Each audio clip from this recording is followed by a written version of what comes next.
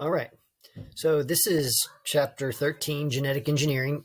This is the first lecture um, on this. And we want to talk about genetic engineering of manipulating genes of organisms. Keep in mind there's two different ways to do this. There is direct genetic editing like we'd see in gene splicing or CRISPR-Cas9 gene editing techniques, or indirect ways that people have done for a really long time. And that the long-term uh, indirect manipulation of genetic material in an organism is what we really otherwise known as selective breeding, which is simply we choose organisms with the desired traits and we breed those organisms for those traits. Therefore, the next generation also has those traits. Keep in mind that this does not change the traits of the original organism, but it does allow their offspring to inherit the traits that they want. This is plays by the rules that Gregor Mendel figured out about how there's dominant and recessive traits or alleles that control those traits. What we really know now are genes, and those genes then can be handed down to offspring. And in selective breeding, we just make sure that we breed organisms in such a way that we have a much higher probability of that offspring getting those genes. And then we do it again and again and again. All domesticated animals and crops have been selected for traits that humans find desirable, like in the picture above here with the googly-eyed goldfish. Some humans at some point said, I really, really like those, and I think I want to select for these really weird eyes, and have continued to do so for many years until they have exaggerated this trait. We get all sorts of different colors of flowers this way by crossbreeding flowers until we get a mix we like, and then we breed to propagate that particular color.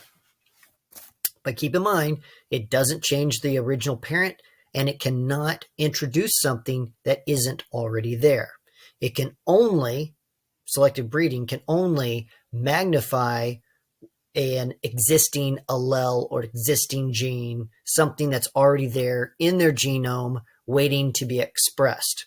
And basically you just keep on shuffling that genome around until you can isolate some traits that you want to expose. Or we selectively breed things together until we get just the mix that we want, and then we'll continue to propagate that particular mix. That's why there's so many different dog breeds, hundreds of different dog breeds. They've all been selected from the base original dog species, and everybody has selected the traits that they really, really want so they can get the exact kind of dog that they would like to have. The same goes for apples, or because there's many, many different varieties of apples, over 100. There's different breeds of cattle. There's different breeds of just about everything, different distinct types of every sort of domesticated plant or animal, like googly-eyed goldfish and non-googly-eyed goldfish, and then all the other types of goldfish that you have. So that has all been accomplished through selective breeding. In fact, one guy, Luther Burbank, lived till 1926, developed over 800 different varieties of plants in his lifetime. Some of the strains that he created by selectively breeding things are still grown today. I have grown some of his different strains of plants, and this so that still works. Okay, but what happens if you want to get a new mix? Well, that's when you need hybridization. Now, you cannot see this, and I thought I had fixed that, but this says hybridization. That is creating a hybrid. This is simply when you breed two dissimilar organisms. By dissimilar, it doesn't necessarily mean that you're crossing a species, although you could be. It just means you've got two different parents that have different traits, and you're crossing those traits to see what mix you're going to get. Here's an example in this picture of rice. So we've got one variety of rice here, one variety of rice here, and they've been crossed, and they've been creating, now their genetics have mixed to create this taller, higher yielding breed of rice. All right. And so they took these two traits from these two different rice strains and they crossed their genomes, and this is what they ended up with. Now, keep in mind that hybridization does not always guarantee that you're going to get a better plant or a better animal, because whenever we know from when Gregor Mendel saw things, there is a random assortment of all these different alleles that get handed down from the parents. So just because you want to cross, two different plants and get something that's the mixed of with the give you the best of both worlds, that doesn't always happen. In fact, someone was trying to cross I think a turnip and maybe a cabbage, so that way they could get a nice big root with a nice big head, and then it's all edible. Instead, they got the root of a cabbage, which is small and thin and really tough, and they got the head of a turnip, which is not big and doesn't produce a lot of, which is really bitter and doesn't produce as much, right? I mean, that's the odds. And if they kept on doing this, maybe they could develop something that would be more edible than that, right? So that's kind of an interesting example that doesn't always work out. That's why people have to hybridize things time and time and time again, and continually via this hybridization and selective breeding, ultimately end up with something that might be useful. In animals, hybrids tend not to work as well. For example, wolves crossed with dogs will make a what's called a weak wolf dog. And when you cross a horse and a donkey, it makes a mule, which is sterile. Other animals you can cross would be like a lion and a tiger to make a liger. But keep in mind that these kind of crosses do not happen in nature. These are basically helped along by people. We pin up these animals together and not in their natural habitat. And in nature, they really wouldn't happen. So keep that in mind. It's if we get some of these odd crosses, it's not because that would normally happen. Okay, now inbreeding, also called line breeding. This is when you breed two organisms that are very similar to produce offspring with desired traits, like the dogs up there that look like maybe a border collie of some sort, and these finches. This is used in keeping a line or a strain. A strain is a term for a group of individuals of a species that all have very similar traits. And basically dog breeds are like this. That could be like all beagles. If you're a beagle, you have these particular traits. If you're a poodle, you have these particular traits. If you don't have those traits, you're not a poodle. Well, in order to keep all those dogs in each particular breed having those particular traits, they will line breed. So they will breed they'll breed a beagle to get a beagle.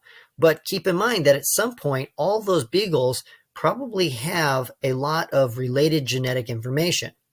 And they might even breed back, like cousins with each other to ensure that line, ensure that everybody has that exact same genetic mix that everybody wants to be a beagle.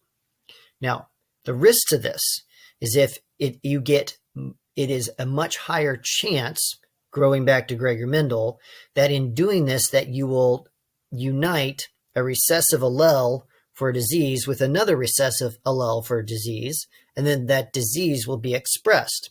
Because if you're closely related, it's more likely that you have the same genetic makeup, which is the whole point of this, but that means you're much more likely to pair up those recessive alleles for a disease.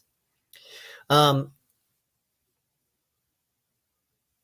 example in humans. I was trying to think of a good example. Probably the best example is if you go to like Lancaster County in Pennsylvania. That is where the first Amish settlers ended up. And we might be familiar with the religious sect, the Amish. They marry within their collective group. Now, whenever they settled that area, they quite a few people showed up, but they did not marry outside of their group. And so what that did was that created a limited gene pool there. Now, it's not like people are marrying their sisters or anything weird like that. That's bad. But in this sense, there was just such a limited gene pool that what has happened is they have a much higher than normal rate of certain genetic diseases, much, much higher than normal. In fact, even some of the Amish that live in our general area, there's been cases where, people have married and they tend to have these genetic, recessive genetic issues that show up as a result of this. So if they would marry someone from totally outside of their religious group, then that risk of that would be much, or have offspring with people outside their religious group, then it would be much less risky because they would not be genetically similar. Okay, so that's inbreeding, and that's a useful tool for anybody breeding different animals, but it always carries the risk. Certain dog breeds tend to have problems as a result of this. A lot of bigger dog breeds will have hip issues that were just part of those breeds, and they have not been bred out, or they can't be bred out unless you would breed those dogs to some other types of dogs long enough to, mask that trait with some other dominant trait. But you would probably change the look of the animals. So anyway, this is really a great technique.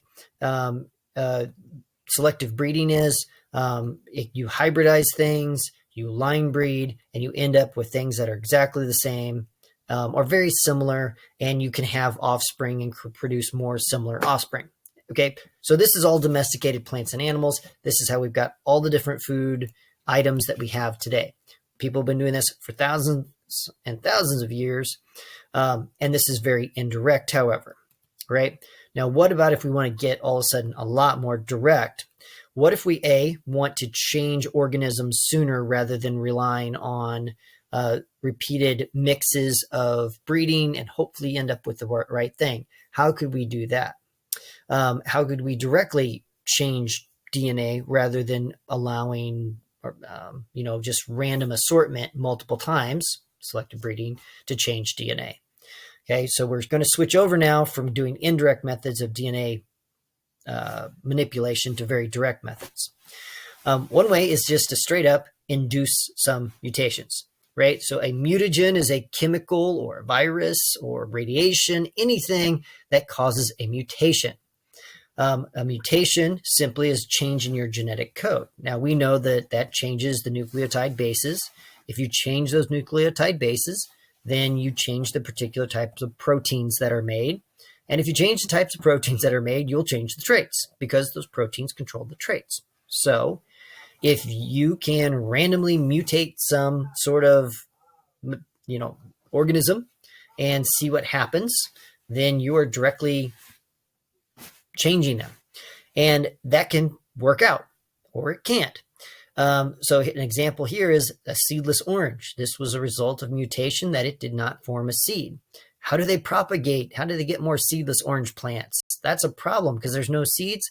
Well, they just take a clipping of the plant and root out that stem, and now they have a new growing new plant. That's because it's a plant and it can do that. An animal, that wouldn't work, right? Keep in mind that they probably had to mutate these oranges like a whole bunch of times to finally get something that was useful. They can do this with bacteria as well.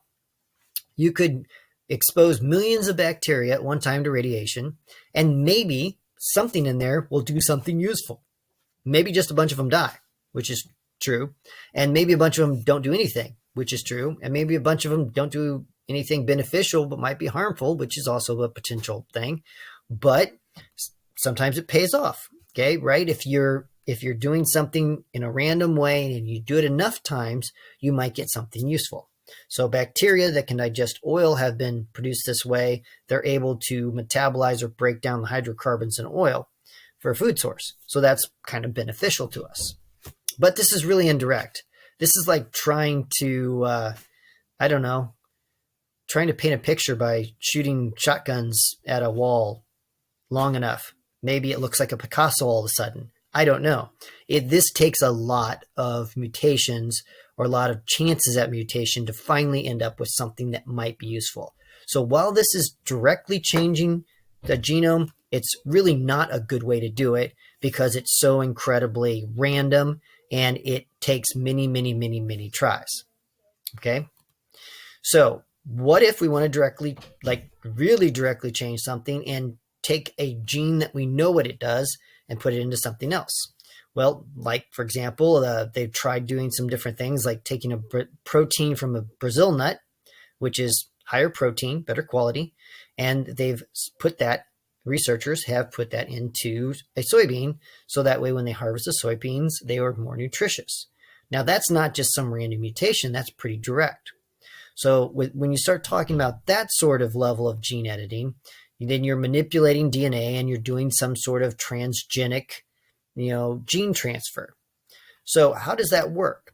Okay, so first off is just DNA extraction. They have to open the cells and get DNA from other cell parts and isolate the particular gene that they want. To cut a gene out that you want, you use restriction enzymes, which restriction enzymes are proteins that cleaves a DNA strand. They depolymerize a DNA strand at a particular DNA code. So you can see these odd names, ALUL, HAELL, BAMHL, HIND83 maybe, and EcoRI. These are all just shortened abbreviations of different restriction enzymes. And what they're showing here is where they cleave or cut these DNA sequences. The 3s and 5s show which way the DNA strand is running, and so it's showing you where it cuts it. Some produce blunt ends, which are just sliced, and it gets hard to connect things to them, whereas these are cut with what's called a sticky end, which means you can then lap over some more DNA and splice in and tape in, if you will, a new gene, right? So you can chop things up. Wow, that went quick. Once you've chopped them up, you can separate those different sizes of DNA with gel electrophoresis, and this is used to separate these by size. You use an electric charge to pull those molecules through a gel, almost like gelatin, and it pulls them, because they're different sizes, through this at different rates. They just use a positive and negative charge, almost like a weak, like static charge, to kind of slowly suck them through this jello, if you will. The bigger they are, the slower they move, right? And this can be used to separate genes. And here's how this works. You take your DNA sample, you cut it up with restriction enzymes, then you run the charge, and it pulls different materials, different distances. Okay, here's what one really looks like. You may have seen something that looks like this before. Okay, it shows that this DNA is all matching here. It does not match there. And what this has happened is the DNA sample, which has been chopped up with restriction enzymes, has been separated into these different distances due to the size of them. Now, this could be used to make a DNA fingerprint like this, like we did in our activity, or it could be used to isolate, let's look at this particular gene right here, this section. Is this what we're looking for? Okay. Once you've got that, you can then use that sequence, and you can maybe do something with it. First off, you could make a copy of it. A PCR, polymerase chain reaction, is used to make a lot of copies of the same piece of DNA, almost like a photocopy machine makes copies of paper. What this does is it's a chain reaction, which means one thing leads to another, which allows it to happen again and again and again. And it uses DNA polymerase. So DNA polymerase is the enzyme in humans that polymerizes DNA. It's a protein, and all it does is like, hey, if there's a C here, let me connect to G. If there's an A here, let me connect to T. If they're available, it will automatically do that. So if you find a little bit of DNA, or you have one gene that you really, really want, and you want to mess with it some more, because that's what scientists do sometimes, you need more of it. And so you'll run this polymerase chain reaction, which is pretty cool. Okay, so what they do is they take one little piece of original DNA. And what they do is they heat that DNA up, which separates the two sides of the strand. Then they cool it back down, and they expose it to DNA polymerase, which says, hey, there's this loose DNA strand, only one side. Let me connect on the other side, because that's what it does. Once it connects the two sides, you've now got two copies of that piece of DNA. Then you heat it again, break those apart. Then the DNA polymerase, once you cool it back down, reconnects the new sides, and on and on and on. And you thermal cycle heat to cool to heat to cool. And every single time you're splitting DNA, making new copies, splitting the DNA, making new copies, and you keep on doing replication over and over again. Just like what you do in your cells, except we're leaving out the part where we're actually using the DNA to run the cell. It's just copying DNA over and over. And that allows you to amplify DNA so you have enough to do something with it. All right. What can we do with that? Well, one, we could take that little bit of DNA and expose it to a bacteria. Some bacteria just pick up DNA they live in or in their surroundings, and they'll just pull that DNA into that bacteria. And then if they take up a gene from their surrounding area, then they will start to express it. This has been used to make insulin for humans, and all of their offspring will have that gene because they picked it up and they integrated it into their own genome. So that's kind of interesting. You can directly inject DNA into the nucleus of a cell, and it will become part of the chromosome, and you can sometimes replace specific genes. That's still kind of an older technique, but it does work. And so you can see here that these mouse cells were given the gene for bioluminescence from jellyfish. Okay, now the cells grow because that gene, the glow-in-the-dark gene has been one, I think it's called luciferase, is one that's widely used for studies because it's very easy to see that it fluoresces or glows in the dark. So whenever they're studying about transferring a gene, a lot of times they'll pay attention to that. They'll use that gene to study how things move because it's so easy to tell if it worked. Okay. Same thing here. It was from fireflies. The glowing gene was inserted in tobacco plants. And so that's a transgenic organism. It's a gene from one species transferred into another. Okay. So some examples of transgenic organisms.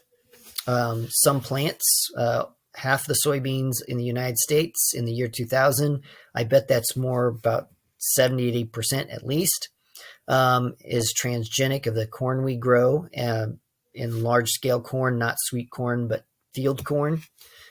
We've used this for bacteria to make human proteins like insulin and other medications.